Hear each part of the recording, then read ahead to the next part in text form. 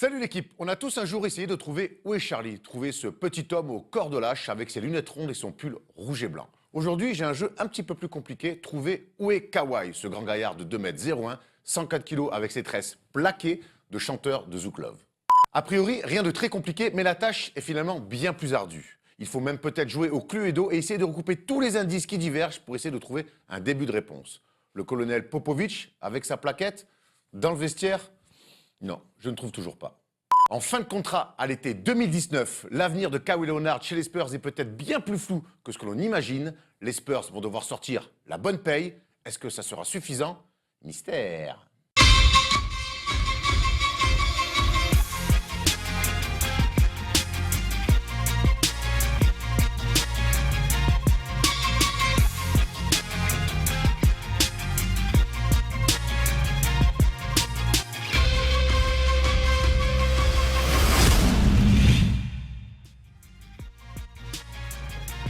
Salut l'équipe, on est jeudi, le jeudi c'est le first des shows et pendant qu'on débat du petit bug de musique, parce que oui, je ne suis pas musicien donc c'est pas moi qui vais pouvoir arranger ce petit bug, on le sait, on lit vos commentaires toutes les semaines, mais bon voilà, Wax c'est pas trop dispo en ce moment, il n'y a que lui pour l'instant qui peut le faire dans notre entourage. On est d'accord? Oui. Steph, tu veux t'y coller? Oui, alors, non. Voilà, alors, la lutte pour les playoffs fait rage à l'ouest, mais cette semaine, au lieu de parler des équipes qui risquent de jouer les playoffs, on va parler des équipes de merde, des petites équipes qui tentent finalement en NBA. Chaque année ça revient sur la table et on va voir est-ce qu'on peut lutter et comment on peut lutter contre le tanking. Vaste débat et on a pas mal de choses à dire et voir peut-être une proposition, même si on n'a rien inventé. On est d'accord? Tout à fait. Thomas Dufin, comment vas-tu? Ça va super, et toi, Erwan Abotret? Ça va très bien. Dès que j'entends le nom de famille, je suis directement stressé. Ça me stresse. N'oubliez pas, ça fait longtemps que vous n'avez pas demandé un petit pouce. C'est toujours ça de gagner, écoute, hein, des vues, des pouces, des partages, et nous on se régale. Alors lui, il est plutôt majeur que pouce. What's up, Stephen Brun? Salut les guys, ça va ou quoi? On dirait un mec invité au Hit Machine en 2000. Tu veux checker un peu le public devant? Mais à la base, le Salut les gars, il est parti de... C'est vrai, on se souvient. de Hit Machine. Alors, au programme, le tour de table, le focus, Coach Brown, très intéressant d'ailleurs parce que j'en parle souvent depuis quelques mois. Le banc des Raptors, le meilleur de toute la ligue, et Coach Brown nous fera un petit peu le détail et les qualités de ce banc des Canadiens. Bien sûr, le quiz Made in Polo pour finir. Mais avant ça, comme d'habitude, on va commencer avec le tu préfères. Et cette semaine, j'ai vu une photo un petit peu sur Twitter qui m'a fait beaucoup rire, parce qu'on se demandait certains se demandaient si Derrick Rose était le meilleur Bulls de tous les temps. Comment même? On a peut-être la photo, donc c'est un peu, voilà, bon, au bout d'un moment, faut... Hashtag your NBA opinions. Ouais, voilà, donc faut arrêter un petit peu les shots de Javel de bon matin. Mais par contre, derrière, il y a eu un débat sur la place de Derrick Rose chez les Bulls, donc on met forcément Jordan, Pippen devant, mais il y a eu un débat avec Rodman. Tu préfères mettre Derrick Rose devant Rodman, ou tu préfères mettre Rodman devant Derrick Rose chez les Bulls?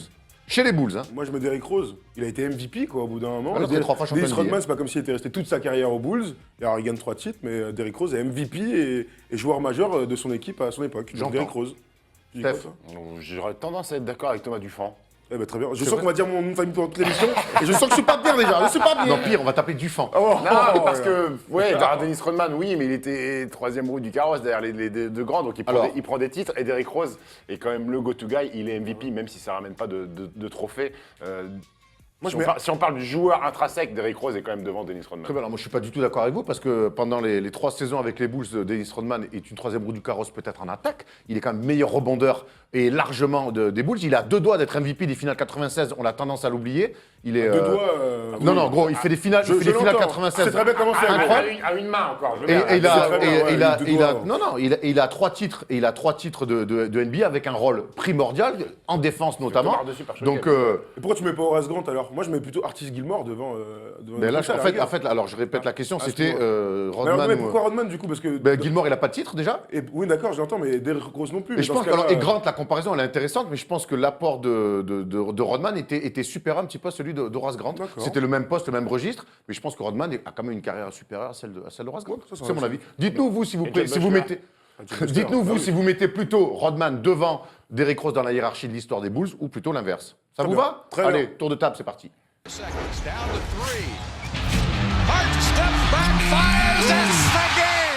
Calme-toi, Stephen. Moi, tu es bien trop énervé, alors qu'on est juste au début de l'émission. Et on va commencer avec un tour de table. Et tiens, on va commencer avec toi parce que cette semaine, T-Mac a été intronisé Hall of Fame du Magic. Ouais. Il était Hall of Juste Fame, récompense. Hall of Fame 2017. Cette année, c'est Hall of Fame. Oh, j'ai du mal, gros. Hall of Hall of Fame. Fame. Il Max a Payne. tellement Hall été of Fame. blessé qu'il aurait pu être Hall of Pain aussi. Ouais, hein. du Magic d'Orlando, oui, juste récompense, c'est que c'est un garçon qui a grandi en Floride. Il a toujours voulu jouer avec le maillot du Magic. C'est ce qui s'est passé après son passage à Toronto. Quelques petits chiffres pour illustrer justement et expliquer pourquoi c'est mérité. C'est 295 matchs avec Orlando en 4 saisons. C'est le record de points de la franchise avec 62 pions un soir de 2004 contre les Wizards. Et c'est surtout 28,8 points de moyenne sur 4 ans.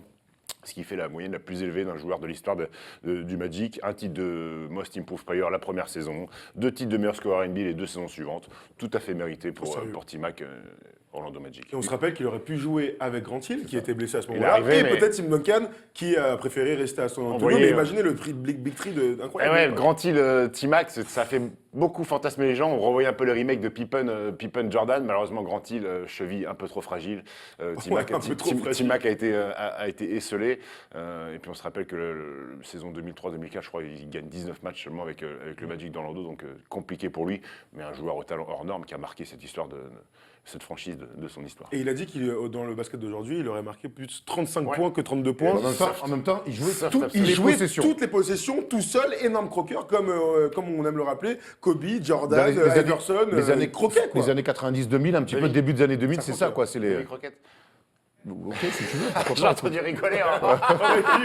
Ouais, pas les bons publics, hein, pour l'arrière et bon public. Il y en a qui font pas rire du tout en ce moment, Thomas. C'est Portland à l'Ouest qui Oui, les amis. réalise une super fin de saison. Il y a 2-3 semaines, on parlait de Damian Lillard et de l'impact qu'il avait sur les NBA. Et moi, je disais, je veux le voir gagner des matchs, gagner des séries playoffs. Et ben, en tout cas, il m'a écouté. 13 victoires d'affilée jusqu'à cette défaite face à Houston cette semaine. Mais en tout cas, Portland est aujourd'hui 3e de la conférence Ouest. Et ils sont en train d'éblouir tout le monde. On le voit, 44 victoires pour 27 défaites. 14e équipe au rating offensif et 7e équipe au défensive rating. Et ça, c'est une belle performance pour une équipe qui n'est pas réputée pour sa défense. Surtout Mais sur les aujourd'hui, extérieurs, hein. surtout sur les extérieurs. Mais aujourd'hui, derrière un Damian Lillard qui est plus que leader que jamais, qui taffe, qui a des stats de très haut niveau, même on parle de lui pour avoir quelques votes pour être MVP en cette quelques votes, hein, sans parler d'être 2e ou 3e. Mais en tout cas, il mérite aujourd'hui sa place. Et quand je les imagine perdre contre Houston sur une fin de match comme ça, alors que leurs stars ne sont pas bonnes, je me dis que tout est possible. Ils peuvent imaginer, pourquoi pas, passer 1 tour, 2 tours de play-off, dans le meilleur des cas. Mais en tout cas, Portland nous fait une impression incroyable. Est-ce que ce bilan collectif, Steph, des Blazers porté par un énorme Damian Lillard, c'est peut-être pas ça enfin qui va lui permettre de s'asseoir à la table des meilleurs meneurs de la ligue De gagner la crédibilité qu'il mérite. Qu'il mérite et qu'il demande aussi, lui. Il en a marre un petit peu d'être snobé. Ça passera par une performance en play-off. La saison régulière, oui, elle est formidable. Mais si Damian Lillard veut s'inviter à la table des grands, comme tu le dis, 1 tour, 2 tours de play-off pour marquer... Une finale de conf, quoi. Finale de conf. La fameuse finale de conf. Est-ce qu'ils en sont capables ? Je suis pas sûr. Ça me paraît compliqué. Alors oui, ils font une formidable saison. Youssouf Nurkic est un élément important aussi de cette équipe, dans un style un petit peu atypique, mais il apporte un petit peu d'assises intérieures. Mais le duo McCollum-Lillard est tout simplement énorme. Maintenant, la vérité, c'est en play-off. Hein. Après, on a vu, contre les Rockets, que pour défendre, quand il y a des forts extérieurs comme ça, des forts backcourts comme il y a à Houston, McCollum et Lillard, c'est quand même compliqué d'aller tenir. Pourtant, il a fait les efforts, Lillard, mais c'est trop dur pour eux. Après, Et du côté de Portland, ils ne sont pas des vrais spécialistes défensifs. Ils ont du Aminou poste. quand même, Aminou. Oui, sur un poste 3. Sur un poste, Sur un poste sur un trois, poste 3, 4. Mais un poste 3, tu peux l'envoyer sur un meneur. Meneur arrière, ils n'ont pas de bien spécialistes sûr. parce que Lillard McCollum, il laisse énormément de gomme en attaque. Et si en plus ils doivent se mettre le pain de temps en défense, ils perdent puis de leur derrière, c'est pas des efficacité. défenseurs. Mais non, Clairement, c'est c'est pas pas des défenseurs. Ils ont pas les Il manquerait qualités. peut-être un profil ultra défensif sur le banc, un Tony Allen, j'en sais rien, tu vois, c'est ce genre de mec que PJ t'envoies, Tucker. un PJ Tucker que t'envoies, allez vas-y mon gars, tu t'occupes de Oui. lui, que tu ne fais que ça. C'est vrai qu'aujourd'hui, ensuite, Et t'as délester- Shabazz Napier, délester t'as un peu Evan les mecs, Turner, ouais. ce genre de mecs qui sont Shabazz en plus, Napier, tu vois. mais qui sont portés sur l'attaque. C'est ça. En attendant, c'est une super équipe et on prend beaucoup de plaisir à les regarder. Puis vous savez, hein, sur les fins de match, c'est l'heure de Damian Lillard, il nous régale. Bravo les gars de Portland en tout cas. Bravo.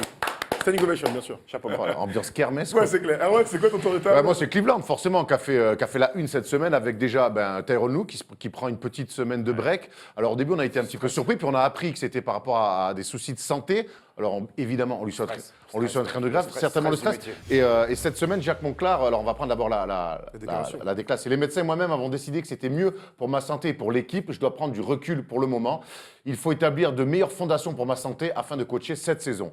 Et je voudrais revenir sur ce que Jacques Monclar a dit dans NBA Extra cette semaine, lui qui connaît parfaitement le rôle de coach. Et là, Steph, je voudrais que tu rebondisses, c'est que c'est un métier très, très compliqué, très stressant, où tu es tout le temps en train de réfléchir, en train de stresser. Et ça peut amener comme ça, finalement, peut-être à un stress comme ça fort. Et encore plus dans le cas de Tyronn Lue, qui est coach des Cavs et qui est coach de LeBron James, et qui en permanence le regard du monde entier sur lui. Pas facile de coacher LeBron James, mais c'est une pression permanente. Remise en cause après chaque défaite, supporter la critique de la presse, essayer de se remettre en question. Qu'est-ce que je peux faire de bien? Qu'est-ce que je peux faire de mieux? Qu'est-ce que je peux modifier dans mon truc? Les coachs, il faut savoir qu'après un match, pas fini, le job, il n'est pas fini. Ouais, c'est ça. Ils regardent la vidéo, ils essayent de trouver des solutions, parce qu'il y avait beaucoup de solutions à trouver du côté des Cavs, parce que ça n'allait pas bien. Pendant la période de trade, essayer de voir ce qu'on pouvait améliorer. C'est le pire métier. Après, dans le sport, c'est le pire métier. Parce que Alors, le sportif, mine de rien, il est sur le terrain, il ça. court, il se dépense. Était le premier fusible à sauter, surtout d'une Ouais, en équipe. plus. Et ça arrive surtout après une nouvelle embrouille avec LeBron James Tyronn Lue. On a vu LeBron James quand même prendre à partie son coach. Son coach ne pas... On a l'impression que les rôles, ça boîte LeBron James, on a l'impression que les rôles sont inversés. Et ça arrive juste après. Il y a aussi peut-être un ras-le-bol. Et effectivement, ça explique ça, parce que LeBron James n'est pas tendre non plus avec Tyronn Lue cette saison. Tout à fait. J'ai l'impression que c'était, sans dire une évidence, mais quand ça a été annoncé, personne n'était surpris. On s'est dit, ah, il prend du recul. Alors, c'était pour les raisons de santé, d'accord, mais on s'est dit, il y avait vraiment un problème jusqu'ici, ils ne l'ont pas viré, et finalement, ils le mettent truc. Oui, mais il paraît qu'il n'avait pas dormi depuis 3 jours. 2 heures par nuit, gros. Mais c'est un truc de ouf. Et je ne sais pas si vous avez l'impression, sans parler des Cavs, mais en général, on vit une époque où enfin les gens on parle. C'est-à-dire que, voilà, on parle d'Demar DeRozan. Vous savez que les joueurs sont dépressifs pour la plupart. Et c'est vrai que dans le haut niveau, on n'en parle jamais. Mais la pression sur le coach, elle est incroyable. Et c'est bien qu'aujourd'hui, on mette en lumière ces problèmes très importants sur les humains qu'on connaît bien, enfin, toutes ces restas, qui ont de réels soucis de santé, quoi. Alors, on parle d'une semaine pour l'instant pour Tyronn Lue, qui est, quand on lit un petit peu tous les articles qui se recoupent, on imagine qu'il sera de retour pour les playoffs. On espère, en tout cas. On espère pour lui, en tout cas, on espère qu'il va aller mieux. Mais en tout cas, en son absence, il y a eu le retour de Kevin Love, 2 matchs, 2 victoires, 18 points et 23 pour Kevin Love. Et en parallèle, il y a un LeBron James qui marche de plus en plus sur l'eau, sur la lune. J'ai même plus les mots, Tom. Hier soir, il a fait un match contre Toronto dans une affiche de la conférence Est. 35 points, 17 passes, 0 perte de balles pour LeBron James, qui est donc scoreur, passeur, truc. Balle perdue à Pas 6, mal. plus 17. C'est Plus correct. du sol, pas mal. On se souvient de Chris Paul qui avait fait un 20 et 20 sans perte de balle, ce qui était incroyable. Mais là, LeBron, quand on parle de meilleur basket de sa carrière, eh bien, j'ai envie de dire qu'on est en plein dedans, puisqu'il est à la fois donc, le bulldozer qu'il a toujours été, mais il a une vision du jeu et il joue tous les ballons en même temps. Donc, il fait des stats incroyables. Et le retour de Kevin Love leur fait du bien, quoi. Bien sûr. C'est un bon joueur, quoi, au bout d'un moment. D'avoir des bons joueurs dans l'effectif, c'est quand même bien. Même si il joue toujours sans pivot dans le 5 majeur. Ante Zizic joue 15-20 minutes par match. C'est peut-être là-dessus qu'il faut creuser. L'Ariana Junior est pour l'instant blessé. Tristan Thompson, Tristan Thompson, qu'est-ce que t'as dit? Pardon. Faut qu'il grandisse, Zizic. Parce que tu veux qu'il ait un gros Zizic? Non, mais autant y aller à fond dans la blague. Tu vois. C'est le joueur préféré de Pierre Perret. Faut qu'il gagne en dureté, Zizic. Oh. Faut pas que ce soit trop mou, Zizic. Bon, merci. Allez, voilà, super. Donc Kevin Love, 18 points, 23 points. Il était ravi de revenir. En tout cas, on l'a senti bien. Ouais. Notre ami est forcément. Mais c'est quand même une saison de schizophrène hein, pour les Cavs. Honnêtement, aujourd'hui, ils vont aller en playoff, certes, peut-être certainement avec l'avantage du terrain. Mais dans quel état ils vont être cette équipe-là? Moi, je ne sais pas à quoi m'attendre. Alors, certes, tu as la garantie que LeBron James est un surhomme. Est un bon joueur. Voilà. mais derrière, avec Lou, sans Lou, comment ils vont répondre parce que c'est peut-être l'année où il y a le plus de concurrence donc, chez les Cavs pour LeBron James. Oui. Depuis qu'il est revenu. Bien sûr, maintenant, ils ont LeBron. Et le match d'hier, mine de rien, il doit rassurer quelque part les fans des Cavs. Parce que sur une série, vous savez que LeBron, c'est le meilleur. Et jusqu'à preuve du contraire, personne n'a tapé à l'Est depuis son retour, donc depuis toujours, depuis 10 ans. Donc bon, faut y croire. Ils ont cet avantage psychologique qui peut jouer en play-off. Tu vois, si tu joues les Raptors, ils disent putain, ils nous ont déjà siphonné 2 fois. Tu vois, quand tu abordes le match en disant putain, j'espère qu'on va passer. Clairement. DeRozan hier, sur la fin, il faisait pas le fier. Hein, donc la spécialité Stéphane Brun, d'ailleurs. Exactement, le petit-déj préféré de Stéphane Brun. Il y en a un qui ne jouera pas les playoffs, donc il risque pas de croiser LeBron. Et pourtant, il fait des stats incroyables. Il fait même une super saison. C'est Dwight Howard, on en parle dans le Focus.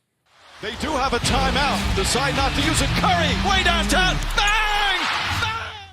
Eh ouais, notre ami Dwight Howard, il régale. Et hier soir, donc dans la nuit de mercredi à jeudi, il a réalisé un énorme match de notre ami Dwight Howard. 30 et 30, c'est ça, 32 et 30. 32 et 30, ça n'a pas été réalisé depuis 8 ans. C'était Kevin Love en 2010 avec les Wolves qui avait fait 31-31 face aux je sais pas. Knicks, comme d'habitude. Ah oui, les Knicks, c'est vrai. Et sinon, il fallait remonter 36 ans en arrière pour voir un mec qui avait fait plus de 30 et 30. C'était Moses Malone en 82. Face à qui? Quelle belle année, ça je l'ai pas. Par contre, il avait fait 38 et 32. Et justement, on avait envie de s'intéresser un petit peu à Dwight Howard qui, sans y prêter garde, réalise sa meilleure saison depuis 2013-2014. Thomas, plus de 16 points, à plus de 55% au tir et plus de 12 rebonds par match. On parlait de schizophrénie pour les Cavs, là on est en plein dedans avec monsieur Dwighty qui a été une superstar de NBA, il ne faut pas se mentir. Là quand je vois ces stats, 16 points, 12 rebonds, presque 2 blocs, c'est des stats de All-Star quelque part. Si Rudy Gobert fait ces stats-là, on serait les premiers à l'envoyer au... Oui, il n'est pas loin, mais il ne le fait pas non plus. On serait le premier à l'envoyer au All-Star Game. Alors certes, Dwight fait de bonnes stats, hier soir c'est bien, ça met en lumière un joueur qui reste quand même dominant, mais le manque d'impact qu'il a sur ses équipes sur les dernières saisons, c'est quand même incroyable. Là, cette année, donc, ils vont pas aller en playoff. L'année dernière, avec Atlanta, ils faisaient des stats, mais ça s'est très mal passé, peu d'impact. À Houston, avant qu'ils partent, eh bien, c'était aussi, entre guillemets, compliqué. Dwight Howard est un joueur qui te force à changer ton équipe. C'est pas un fédérateur de... Il n'est pas fédérateur, mais surtout, tu sais, quand il est arrivé aux Lakers, tu as senti vraiment un changement dans l'équipe. Quand il est là, ta défense change, ton attaque change, tu es obligé de l'inclure dans l'effectif et dans ton plan de jeu, mais l'impact est quand même hyper limité sur les dernières saisons.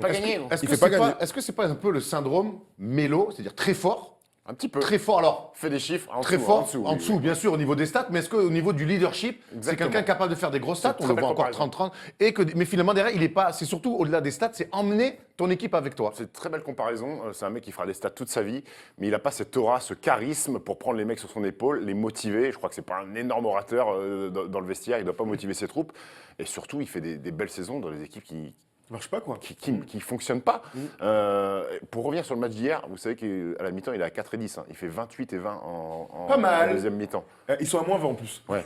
mais ouais, je suis très content de ta comparaison avec Melo. C'est vrai que c'est un mec qui fait des chiffres, mais qui n'est jamais dans les équipes qui gagnent. Et puis qui n'a pas vraiment de charisme, que je le disais. Il n'est pas super démonstratif sur le terrain. Bah, il l'a été quand même. Oui, mais Orlando, tu te souviens comment il était? Il avait Superman. J'ai l'impression qu'il a plus la flamme du basket. Alors ça reste un bon joueur, mais qu'il a plus la motivation suprême pour se dire, allez, je vais dans une équipe, je vais arriver, ça va changer la donne, je vais être un franchise changer. Ouais. On se souvient quand même à Orlando que Van Gundy avait réussi à faire autour de lui un effectif avec beaucoup de créateurs. Alors évidemment, le premier qui vient, c'est Turkoglu.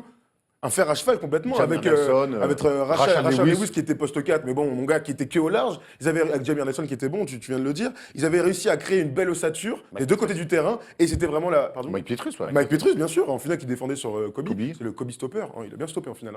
Le stopper, ouais. Bah, gros, tu te souviens pas. Attends, mais il était très bon, Mike Pietrus. Okay, mais John ça Stark, c'était aussi le Jordan Stopper, il en a pris plein le museau. Il a aussi bien défendu. C'est peut-être qu'il faut changer le nickname, hein, parce que c'est pas une bonne idée. Bref, en tout cas, Dwight Howard a été une superstar à l'époque, et c'est vrai que j'ai l'impression aussi qu'il a perdu sa flamme.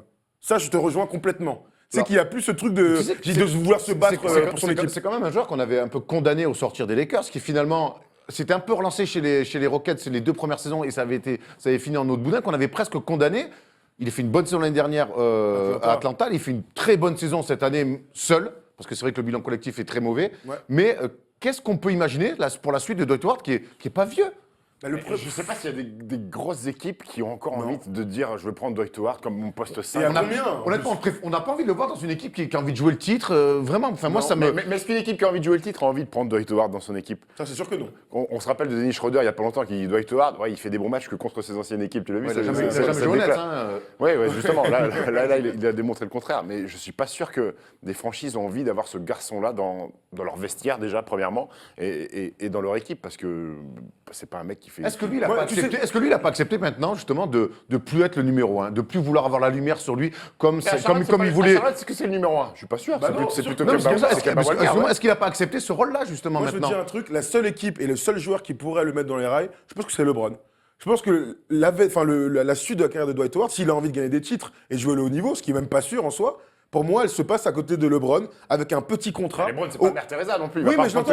Oui, mais sauf que c'est un mec qui a assez d'aura. Allez, viens, mon garçon, viens avec moi. Mais c'est un mec qui a assez d'aura comme Jordan à son époque avec Rodman, comme Kobe à son époque avec Ron Artest. C'est des mecs qui sont tellement forts et tellement d'aura et tellement de charisme, qui peuvent prendre un mec qui est quand même chiant et limite con, on va le dire, et qui peut lui dire, mec, sois dans taf, tu vois, juste sur le basket, et puis on va aller chercher un titre ensemble. Mais sinon, je le vois pas dans un autre effectif. T'as fait surtout dans la NBA actuelle où on Donc veut que la tirer à 3 suite de points. la carrière de Dwight Howard pourrait s'inscrire un petit peu avec celle Mais pourquoi pas, c'est une proposition. celle de LeBron James. Bah, clairement. S'il reste au Cavs, ça me parle. S'il va ailleurs, ça me parle un peu moins. à fait. Imagine ici nos Lakers, je vois très mal Dwight Howard Philadelphie. revenir aux Lakers. Ou à Philadelphie. Ou à Philadelphie. Ou à Houston, ça marche aussi. Ouais, en voilà. fait. Donc ils vont jamais jouer À ensemble. Houston, moi je préfère 10 fois Clint Capella que moi aussi. Dwight Howard. Aujourd'hui, on te oui. propose de. Alors, mais Clint Capella est dans un. Imagine, on n'est pas à Houston. Ah, ok. Ah voilà, c'est trop facile. On n'est pas à Houston, je te dis n'importe quoi. Ben tiens, on reste aux Cavs, LeBron James reste aux Cavs. T'as le choix entre Clint Capella et Dwight Howard, tu prends qui? Je prends Capella, moi. Ouais, je sais pas, parce qu'il n'y a pas Chris Paul et James Harden. Clint Capella, il mange, gros. Il mange grâce à Chris Paul et Ouais, grâce à sauf James que Harden. lui, là, quand il faut courir, défendre et fermer sa gueule, eh ben, il est horrible. Alors que Clint Capella, tu sais ce qu'il va t'apporter. Et il va courir, ça va être à la tête, il va pouvoir défendre. Lui, il est catin sur la Ouais, mais défense. je me dis, Dwight Howard peut faire ces chiffres-là à Cleveland, tandis que Clint Capella, les chiffres qu'il fait à Houston actuellement, je ne sais pas s'il est Il est capable moins de le fort faire. de son Clint Capella. Ouais. Bon, il fera des Et chiffres puis, quoi qu'il arrive, Clint. Attention, on va Oui, pas lui enlever oui, non bah, plus il va faire toute. deux, quoi, très bien. Voilà. Très bien. Mais Dites-nous, vous, dans les commentaires, il peut justement, vite si, être hypoglycémie, hein, s'il y a si pas vous Chris Paul préférez et Dwight James Howard ou Harden. Clint Capella. Moi, c'est les bons débats, c'est les bonnes questions, ça. Je voulais finir ce petit focus parce que j'ai trouvé cette petite stat Ouais, intéressante. qu'est-ce qu'il y a, Thomas Dupont Sur le 30 et 30 là, on va quand même vous trouver 2-3 trucs. Alors tu l'as dit, Kevin Love, Moses Malone aussi. Ouais. Moses Malone l'a fait deux fois depuis Je- 40 et ans. Robert Mais Parrish. Robert Parrish, l'enfoiré, il a regardé. Merci, je pouvais même pas poser question. On bosse, mon Quel gars. mais tu cinquième crois truc. quoi Bravo, Je suis chaud pour le bravo, quiz, j'ai une bravo. revanche incroyable à prendre. Je me suis fait voler la semaine dernière. Bah, je voulais trouver le 5e joueur qui a fait un 30 et 30, mais Erwan ne l'a Robert même pas Parrish. laissé le temps de poser la question. Merci Erwan. Robert Parrish. Mais Merci, j'ai merci. une revanche à Et toi. à prendre. Hotel Harrington, il a jamais fait 30 et 30. Je crois que c'est Al Harrington. Ah, d'accord. Vous m'emmerdez. D'ailleurs, vous êtes l'un contre l'autre. Très bien, ça tombe bien, c'est chacun sa team. Dennis Rodman, if you forget all about the hair and all the tattoos, watching play basketball, he can do some. Comme la rentrée scolaire en septembre, le tanking revient toujours sur la table à ces moments-là de l'année, vers mi-mars, là, avril. ça, Il est excellent, ma frère. On appelle ça un marronnier dans le métier. On va pas mentir, on a refait la prise 8 fois pour qu'il nous sorte sa phrase sur la rentrée scolaire. Alors, déjà, on l'a fait une fois et ça s'appelle un marronnier. Ça s'appelle un marronnier. Toi qui as passé ta vie à mettre du cuir dans des filets, moi, ça s'appelle un marronnier, sache-le. Quand un truc revient chaque année au même moment, Très bien. ça s'appelle un marronnier. Donc c'est le tanking alors. Erwan. Voilà, donc c'est le tanking, c'est évidemment en NBA, parce que la rentrée scolaire en NBA, on en a rien à foutre. Donc d'abord, Thomas, on va expliquer ce que c'est un petit peu le tanking. Qu'est-ce que c'est le tanking? Mais tu veux pas le Ah prendre ben, je vais le prendre, bien sûr que je vais le prendre. Alors, Alors, on l'a refait. le tanking, en fait, c'est des équipes qui n'ont plus rien à jouer dans la saison régulière. Alors, certaines équipes, dès décembre, n'ont plus rien à jouer. Et donc, du coup, Dès octobre. Hein. ouais, feraient exprès de perdre pour avoir le plus petit bilan et ainsi avoir de plus grandes chances d'avoir le premier tour ou Le grand nombre de boules dans la voilà, le plus grand pourcentage de chances d'avoir le meilleur lottery pick lors de la draft. Donc, c'est des calculs un petit peu bizarres, curieux. Après, il y a des équipes qui luttent avec leurs armes aussi. Et donc, il y a toujours ce côté, est-ce qu'on fait exprès de tanker ou est-ce que finalement, on n'a pas le choix? Et la question qu'on a envie de se poser, et à laquelle on va répondre très vite pour après un petit peu étayer, c'est est-ce qu'on peut vraiment lutter contre le tanking et comment on peut lutter contre le tanking? Steph rigole, vas-y. Je sais pas pourquoi ça me fait rire autant. C'est étayé qui m'a fait rigoler, j'avais une petite blague, vas-y, c'est pas grave. T'as taillé ça, Oui, oui. Ouais, voilà, tu vois. Tu sais que ça me stresse de te connaître par cœur comme ça. C'est clair.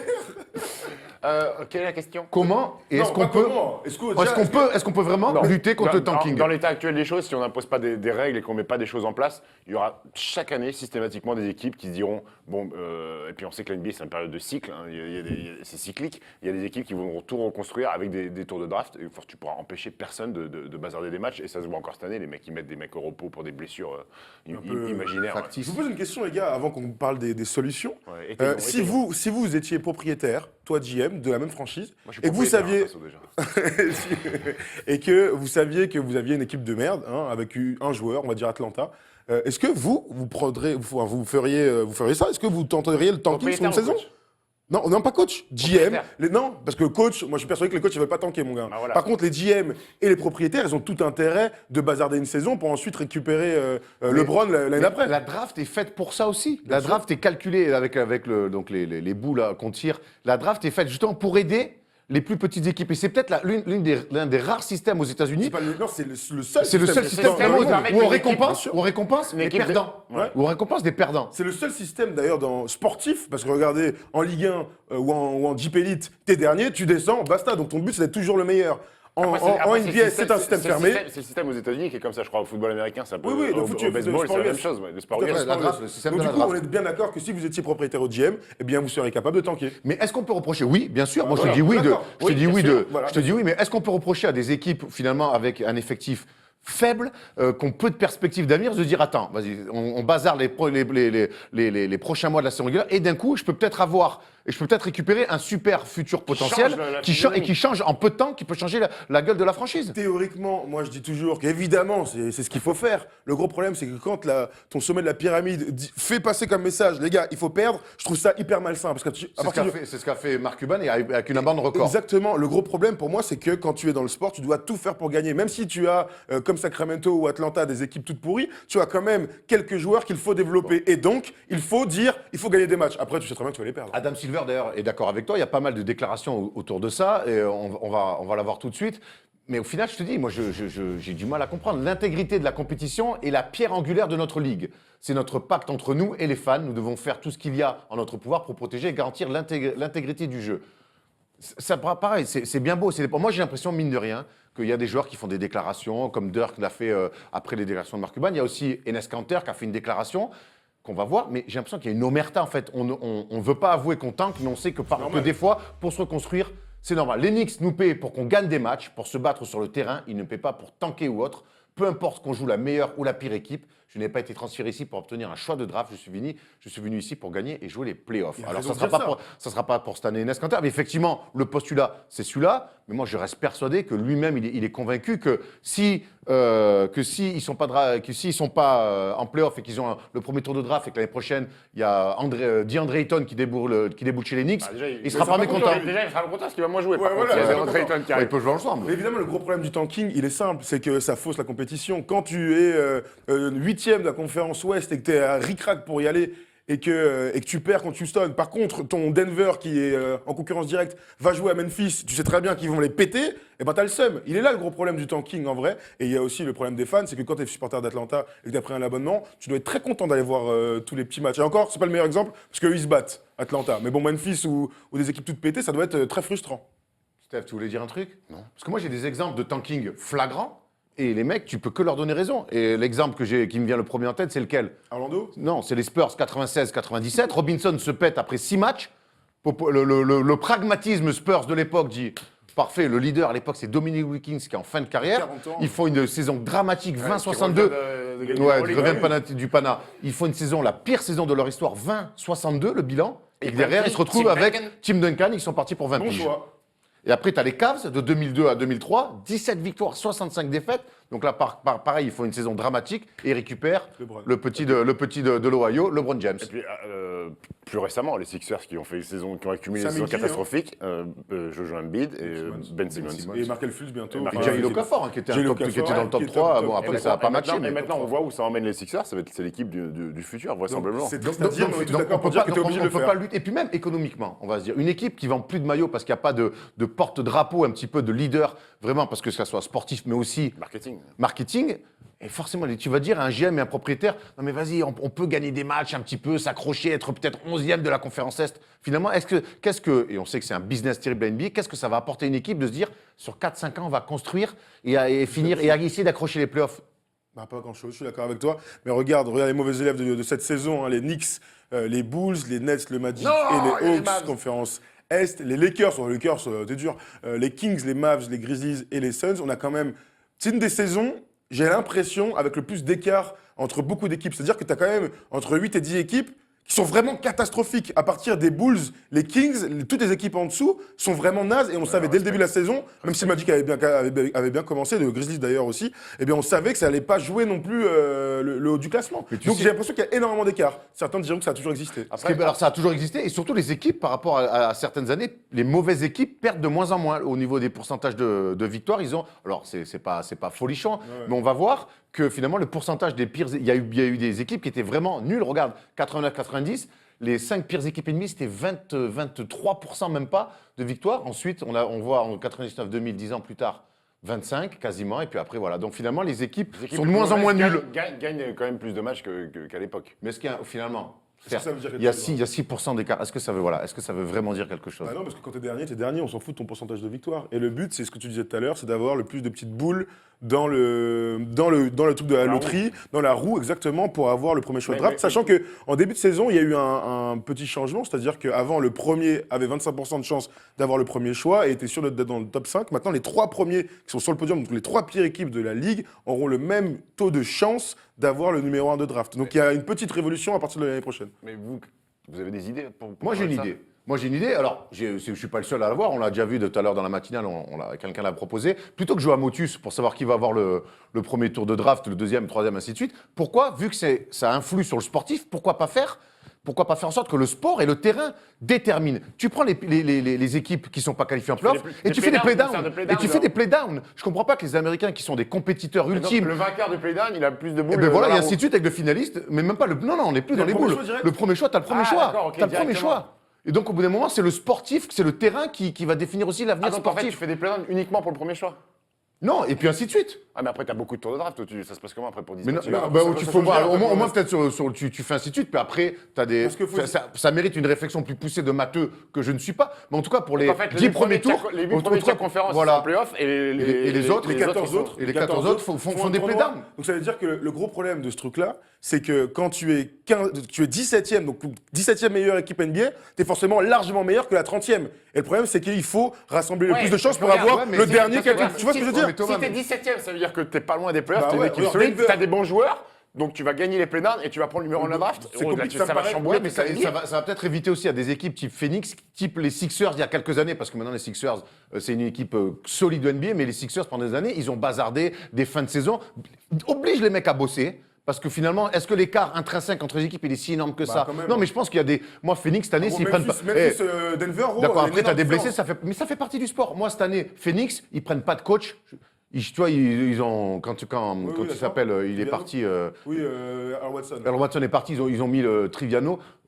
Mec, ils ont pas cherché à mettre un coach en place. Ils se sont dit, oula, cette année, vas-y, bon, voilà, bazarder, on va attendre. Et si, oblige les mecs à bosser. Le terrain, finalement, et c'est peut-être le terrain où ça sera le moins injuste. On peut dire ce qu'on veut. Je l'entends, le gros problème de tout ça, c'est que ça revient à la même chose. C'est-à-dire que le but, c'est que les moins bons soient rebons un jour. Oui, mais regarde. Donc, attends, on est d'accord. Donc, moi, le 17e qui joue contre le 30e. C'est ça qui fait le charme de l'NBA. Exactement. Les moins bons après deviennent bons. Exactement. Moi, le 17e contre le 30e, je pense que ça marchera jamais et on le fera jamais. Par contre, pourquoi pas prendre, par exemple, les 8 derniers et de faire quart, demi, finale. Le problème, c'est qu'on revient à la même chose. Pendant la saison régulière, le but, c'est d'avoir le pire seed pour jouer le moins bon en face. Tu vois ce que je veux dire? Donc, tu reviens toujours dans le même truc, en fait. L'idée que ça soit le terrain, le jeu, donc des matchs qui décident de qui pourrait avoir les premiers tours de draft, ça me plaît beaucoup plus que simplement Thierry Beccaro qui sort de boule. Ça relance la fin de saison, donc l'après-saison, mais ça ne relance pas... Boule noire. Ça relance la fin de saison, ça relance pas la saison régulière. Parce que quoi que tu dises, il y aura quand même des équipes qui vont être dans la pire place pour avoir un haut choix de truc. Tanking, T-A-N-K-I-N-G. Et pourquoi on ferait pas, peu importe le classement, un tirage intégral, que ce soit les Warriors ou que ce soit les... Bah non, parce que c'est toujours pareil. Le but, c'est quand même que les derniers aient le plus de chances. Oui. Voilà, oui, mais... Donc on essaie d'essayer de rééquilibrer les choses. En plus, ce qui est terrible, c'est que avant les joueurs restaient longtemps à la fac. Tu pouvais, en une draft, sur un top 5, changer un peu la gueule de ta franchise. Aujourd'hui, les mecs arrivent très jeunes, de plus en plus jeunes en NBA. Les mecs sont pas des franchises... Après un one and done, donc... Des go-to-guys. Donc voilà, donc c'est pas la première année où ça va changer. Donc faut peut-être repenser ce système-là, mine de rien, qui est assez vieux, finalement, qui a presque 30 ans. Il y a 2-3 semaines, j'ai regardé une vidéo sur YouTube d'un youtubeur qui s'appelle Blit et qui parle de basket de manière poussée et tout. C'est très cool d'ailleurs. Regardez, Blitz, n'est-ce pas? Et il parlait du tanking justement. Et il a soulevé un truc qui est très intéressant. C'est que je vous disais au début, ce sont les GM et les propriétaires qui cherchent à tanker. Évidemment, ce ne sont pas les joueurs. Oui. On est d'accord. Et alors, qu'est-ce qu'ils cherchent? Les coachs, je pense. Non, ni les coachs, ni les joueurs. Qu'est-ce que cherchent les propriétaires? Faire du cash. Les GM et d'avoir les meilleurs joueurs possibles pour constituer la meilleure équipe et vendre des maillots et tout ça. Donc pourquoi pas faire comme en Ligue 1? C'est-à-dire que le premier gagne un pourcentage très élevé, enfin tu vois, la NBA lui reverse un pourcentage très élevé, mais le 30e, c'est lui qui a le moins d'argent en fin de saison. Pourquoi pas avoir cette espèce de classement? C'est-à-dire que quand tu finis 17e de NBA, eh bien tu gagnes beaucoup plus d'argent que quand tu es 25e. Là, peut-être que tu peux relancer le truc. Moi, oui, j'entends, c'est un peu utopiste parce que finalement, les franchises NBA génèrent tellement d'oseille, les propriétaires sont milliardaires qu'ils en ont rien à foutre de la dotation de la NBA. Mais bon, non, mais c'est vrai. Pour moi, le problème, c'est que le sportif, ça marche pas. Le côté économique, ça marche pas non plus. Le sportif, ça marche pas. Le sportif, aujourd'hui, c'est mettre sa main dans un truc et ressortir une boule. Fais-les jouer entre eux. Fais-les jouer les uns contre les autres. sais Parce pas. que moi, le problème, c'est que j'aimerais que la 30e, en fait, que ce soit quelque part, tout le monde joue à fond, t'es dernier, enfin, tu vois, dans le truc utopiste, et à la fin, t'as le nouveau LeBron. Ah bah bravo, de toute façon, t'es la pire équipe, donc c'est bien, ça rééquilibre les choses. Le problème, c'est qu'il y aura toujours des déviances, il y aura toujours des excès, Il y a des toujours équipes des qui gens veulent pour absolument. jouer- pour Mais jouer oui, avec les règlements. exactement. Donc, quand on parle de tanking, on pourrait chercher la meilleure solution. Malheureusement, c'est les choix des gens qui vont faire la différence. Et aujourd'hui, les gens ne sont pas prêts à changer. Est-ce que sur le tanking, parce qu'on voit que quelle est la meilleure solution pour tanker? C'est de mettre un de tes meilleurs joueurs de côté, j'ai mal. Est-ce qu'il n'y aurait pas une solution de la part de la NBA, impliquer par exemple un médecin de la NBA qui va faire un check-up des joueurs pour dire non, lui il n'est pas blessé, hop, vous vous mettez sur le côté, c'est Je suis pas amende sûr à que les chaque fois. franchises soient très ouvertes, même si la NBA quand même contrôle beaucoup de choses, soient très ouvertes, les franchises, à ouvrir leur vestiaire et leur infirmerie à des docteurs comme ça qui viennent contrôler. Et puis on tombe, au bout d'un moment, on parle d'une ligue sportive, on tombe vraiment dans un truc, tu vois ce que je veux dire, où on doit venir contrôler comment tu si peux c'est faire des vraies pour blessures. contrôler Et puis il y a la fatigue. Il y a des fois le mec il est peut-être cramé, tu vois, allez, on le met au repos. Comment tu veux jauger ça? Ouais, mais il faut bien trouver des Parce qu'au choses. pire, tu fais ça, les mecs vont dire ah le docteur il vient et hop ils lui mettent un coup de barre de fer dans le tibia, au moins fracture du tibia, au moins tu es sûr qu'il joue plus. Il est bien blessé. Le mec à l'extrême, c'est clair. Il y a le médecin qui arrive. Ching. Comme le contrôle antidopage, gros. Il y a le médecin de la NBA sur le parking, un énorme coup de pelle. Oh la merde. Bon, il y a des solutions certainement plus intelligentes que mettre des coups de pelle au futur, à l'éventuel médecin NBA. Proposez-nous, vous, dans les commentaires, qu'est-ce que vous pensez du tanking et est-ce qu'on peut le combattre et comment? Dites-nous dans les commentaires. On a toujours des mecs qui nous envoient des bonnes explications bien longues qu'on aime bien lire. On a fait le tour sur le tanking, finalement, on est toujours un peu dans la merde. Hein. Ça va pas changer, les gars. Moi, j'aimerais bien un petit tournoi juste pour voir. Oui, mais parce que tu as envie de voir des bons T'as envie tournois de de voir basket, des je trouve ça, matchs, je suis d'accord. T'as envie de Ah, voir mais des matchs en après, plus, toi. Ouais, voilà. quart, demi-finale, moi je m'en régale, il n'y a pas de problème. On est d'accord. C'est le moment de Coach Brown. En plus, je suis très content. Il va nous parler du banc des Raptors. Apparemment, c'est le meilleur de la NBA. At the sky for a slam dunk tip, the play of the night. Wow! Il n'a rien d'un Canadien ni d'un bûcheron. Il ressemble plutôt à Didier Tolo. Mais pourtant, c'est bien la séquence Coach Brown qui va nous parler des Toronto Raptors et surtout de leur banc. Voilà, papy. Oh là! Ça va ou pas? Qu'est-ce que Ça va, tranquille. Ouais, je vais vous parler du banc des Raptors qui, pour moi. jamais, gros. Ouais, ce c'est truc. clair. Hein? Je lui ferai jamais, quoi. Il va falloir t'y faire, mon garçon. C'est vrai. Donc, le banc des Raptors qui pour moi détient la clé de la destinée en playoff de la franchise canadienne.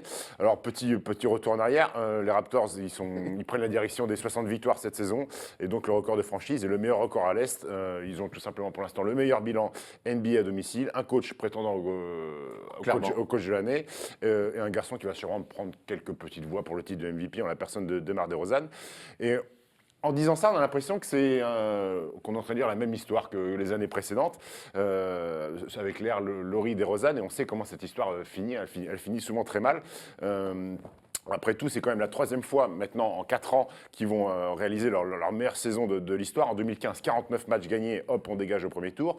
2016, 56 matchs gagnés, les Cavs qui leur marchent dessus en finale de conf. Et 2017, 51 matchs gagnés la saison dernière, mais idem, ça dégage 4-0 en demi-finale. Donc quand les playoffs arrivent, on a toujours des petits doutes sur ces Raptors.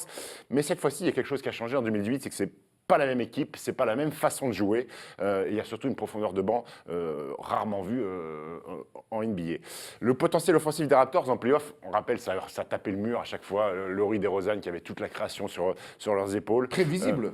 Très prévisible. C'était la 6e meilleure attaque de la saison régulière. Ils ont vu leur rating offensif l'année dernière en playoff chuter de 10 points parce que les défenses, à un moment donné, le système d'isolation permanente, ça produisait le moins de passes décisives de toute la ligue de la part des Raptors.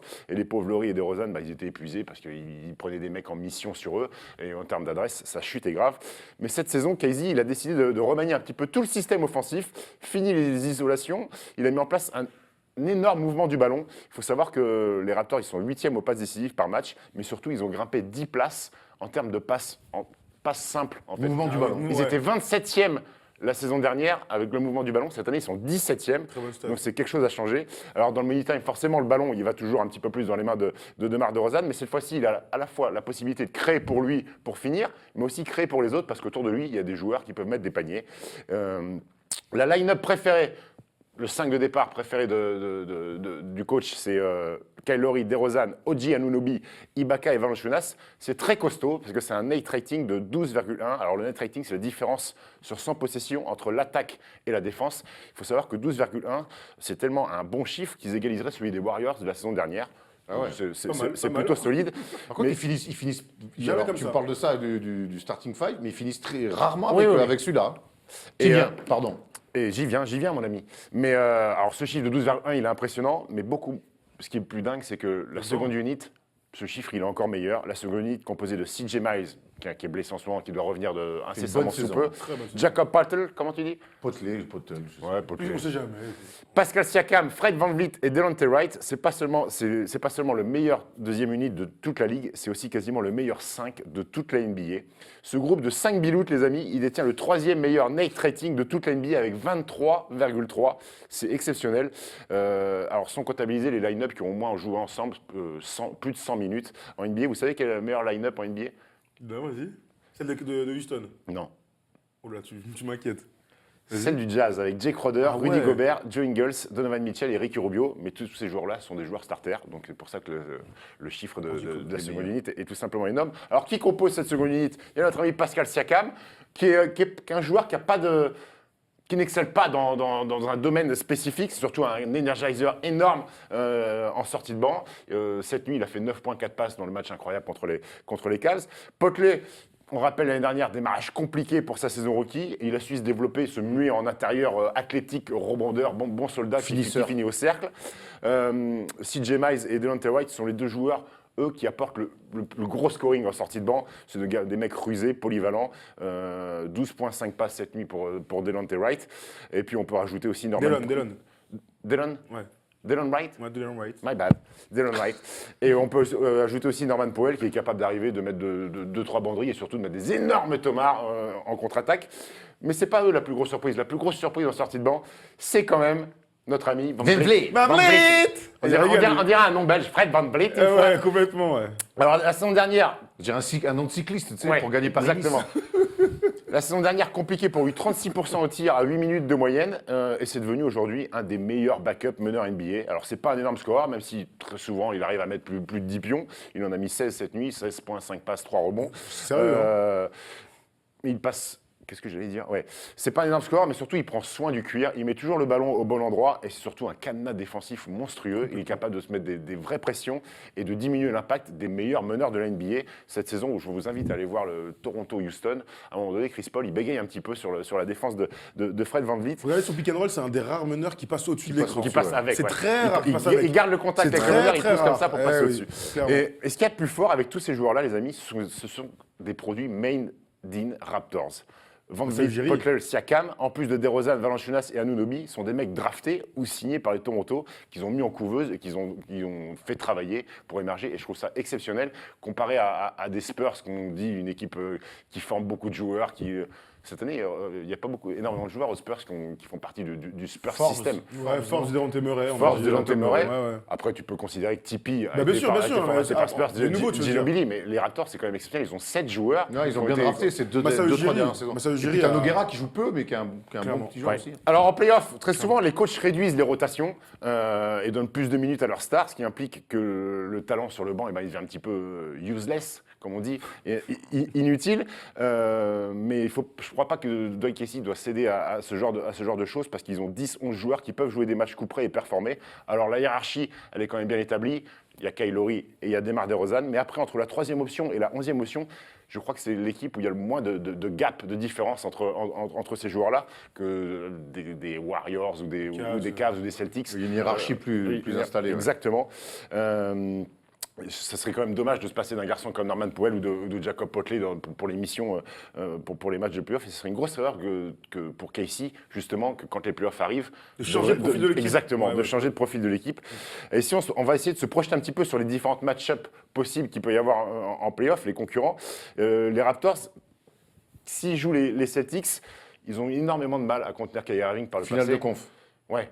On se projette en finale de conf. Énormément de mal à contenir Kyrie Irving. On l'a vu quand Kyrie Irving était du côté des Cavs. C'est souvent compliqué, mais ils peuvent contenir plutôt bien le reste des Celtics. Boston, ils n'ont rien en magasin, surtout quand on sait que Marcus Smart est blessé et Jaylen Brown est blessé. Ils n'ont rien en magasin pour contrer DeMar DeRozan.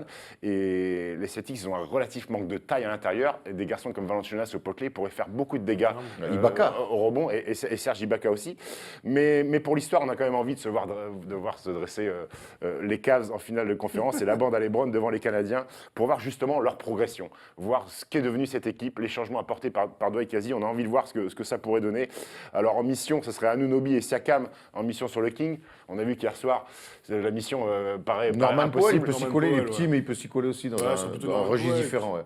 Parce que de mettre un poste 4 sur LeBron, je suis pas sûr que ça mérite du monde. Ouais. Hein. Va se faire Moi, je taper. mettrais plus Norman Powell, ouais. Tu mettrais plus Norman Powell? Bah ouais. Hein. Et Après, DeRozan qui s'y colle. T'as besoin de... Ouais, mais DeRozan, si tu Bah mets après, sur le King, tu l'uses. Non, mais après, moi, j'aime bien alterner les profils de défenseurs sur les mecs, tu vois. Mais l'histoire a montré que dès que tu mets des vrais postes 4, à part Draymond Green, sur LeBron, pas un il y a poste encore. Ouais, c'est ça compliqué, peut être quoi. trop. C'est compliqué. Clairement. Très bien, bah voilà, je m'arrête là. Je plaisante. Mais cette année, on a clairement la sensation que les Raptors, c'est leur plus grosse fenêtre de tir qu'ils ont pour essayer d'aller jouer. Oui, ils C'est sont la jeunes, plus hein, belle ils sont jeunes, les fenêtre qu'ils mecs. aient jamais eue. Mais en tout cas, tout le monde, c'est vrai qu'on dit souvent, ah, mais les Raptors en playoff, ils vont craquer, on connaît la chanson. Moi, je trouve que cette année, et en partie pour les raisons que tu viens d'évoquer là, il s'est passé quelque chose. Le coaching de Casey est bien plus intelligent et bien plus. Il alterne beaucoup plus les solutions. Et je trouve que cette année, les Raptors, ils sont très très mauvais à prendre. Et c'est une vraie menace pour LeBron James. Enfin, c'est ce que je pense en tout cas. Moi, la seule crainte que j'ai, et je parle vraiment que du jeu, c'est qu'il y a un truc que j'ai remarqué contre Casey avec Westbrook et hier avec LeBron, c'est le nombre de lay-ups, de dunks qu'il donne dans les moments clés des matchs. Moi, c'est ma seule crainte. Au bout d'un moment, il faut qu'il y ait un tonton qui vienne et qui défonce tout le monde dans la raquette. Parce que LeBron, il met Thomas sur des pick and roll tête de raquette très simple. Et Westbrook, il met 3 lay-ups à la fin, hyper important. Contre Casey fait souvent ça, donc il met pas Valanciunas, il finit à jouer small ball et il morphe, il ramasse. Et notamment Adams leur a fait énormément de mal là-dessus, où il donne beaucoup de deuxième chance parce qu'ils jouent petit et ils veulent vite courir. Mais en tout cas, c'est une belle progression des Raptors. Et pour finir, donc on sait que les Raptors, en vue de la saison régulière, ils méritent totalement d'aller en finale NBA et remporter le titre de la conférence Est.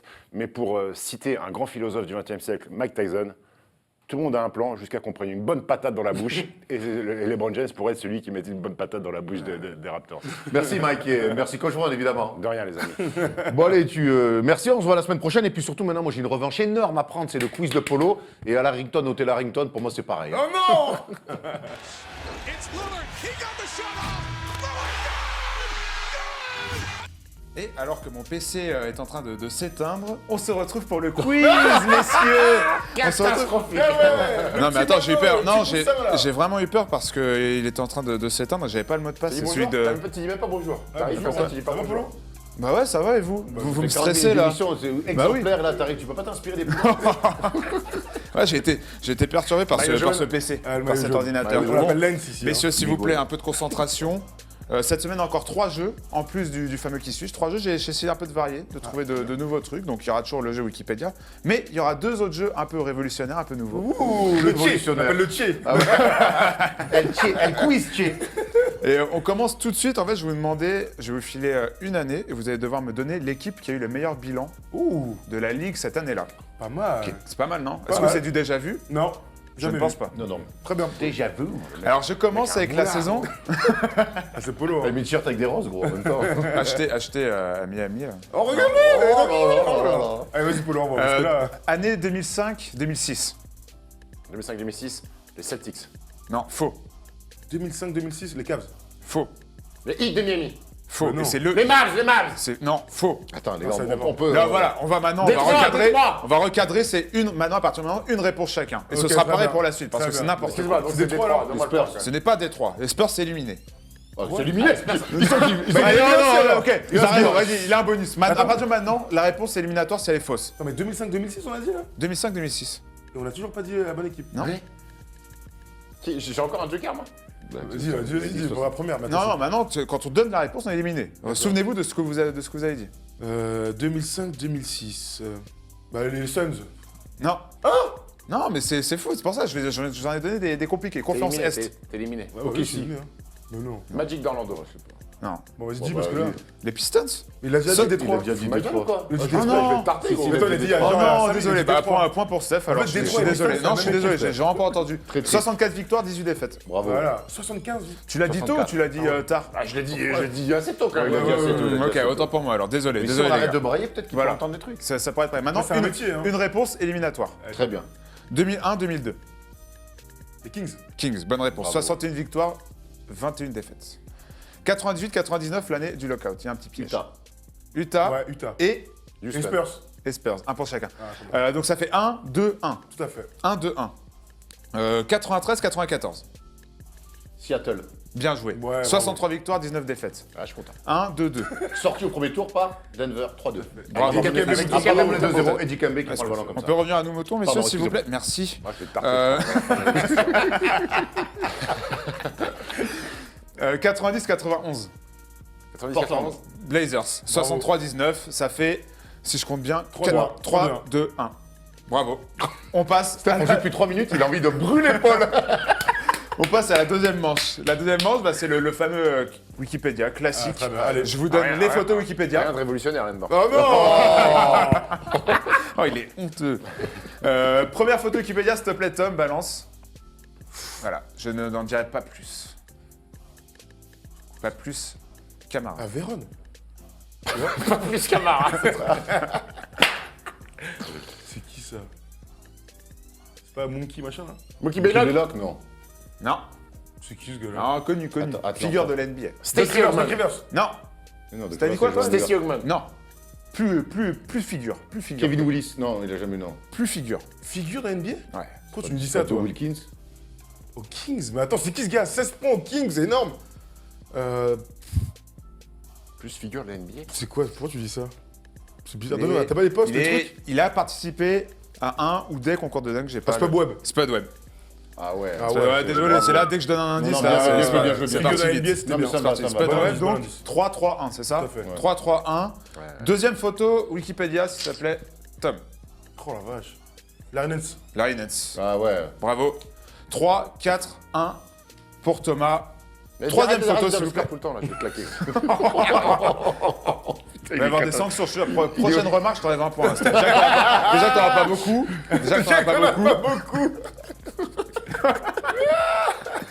Vas-y, balance la troisième, Tom, s'il te plaît. Là, j'ai pas donné les points parce que Ah ouais. c'est facile. Super. C'est pour toi, ça, Steph. Tim Hardaway. Tim Hardaway.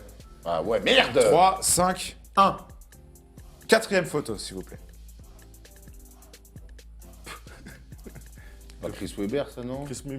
Non. Ah si. Ronnie Cycli, non. Non, non.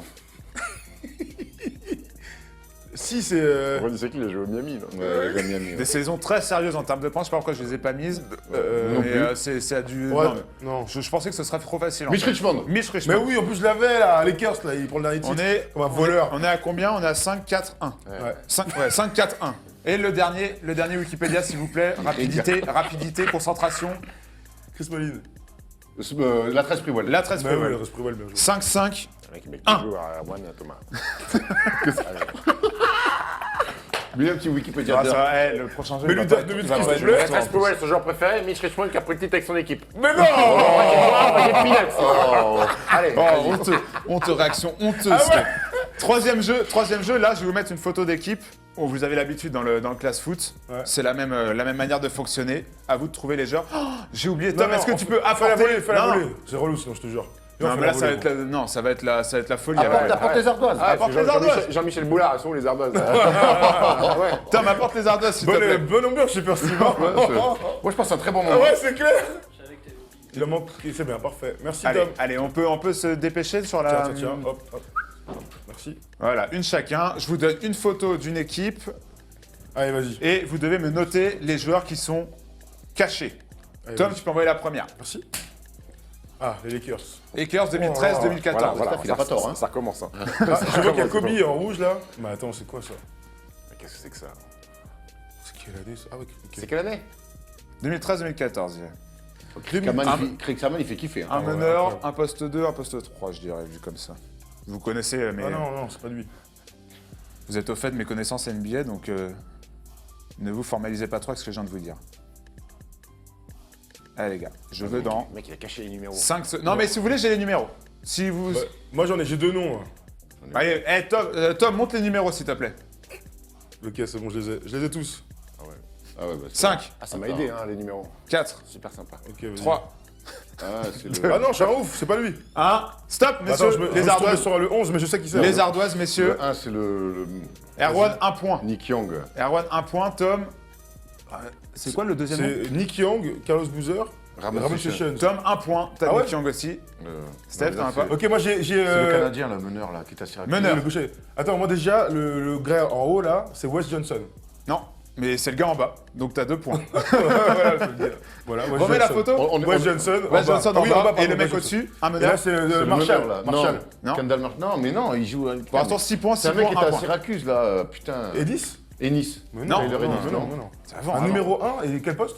Meneur. Meneur. C'est un meneur de jeu. Ah, Farmar, Jordan Farmar. Farmar. Il y a le numéro 1 de Jordan Farmar? Il Ouais. Farmar. 7, 6, 1. On s'en fout du score. Deuxième photo, Tom, s'il te plaît. Ah, voilà. Les Knicks 2011-2012. Alors, on a eu l'équipe de Thomas, l'équipe d'Arwan. Super, les mecs. Merci. Ok, vas-y. Voilà, là, Ok. tu mets pas. Si, moi j'ai, vas-y, j'ai. Allez, c'est vraiment, ça doit être rapide, je donne 10 secondes. 9, Ah non, Huit. j'allais dire Mélo. 7, Ok, j'ai les 3. 5, La vie d'Ouam, j'ai les 3. 3, 2, 1. On lâche les ardoises, Attends, les messieurs. 3 toi aussi. Oh, les 3 tous les deux! Chandler, Lynn, Smith, Moi, j'ai nickel. Lynn et Chandler. Donc 2, tu passes à 9. Et moi je passe à 9 aussi. Non, toi, t'étais à 8. Ah bah je passe à 11. T'étais à 8 et toi, tu passes à 4. Ok. Très Non, bien.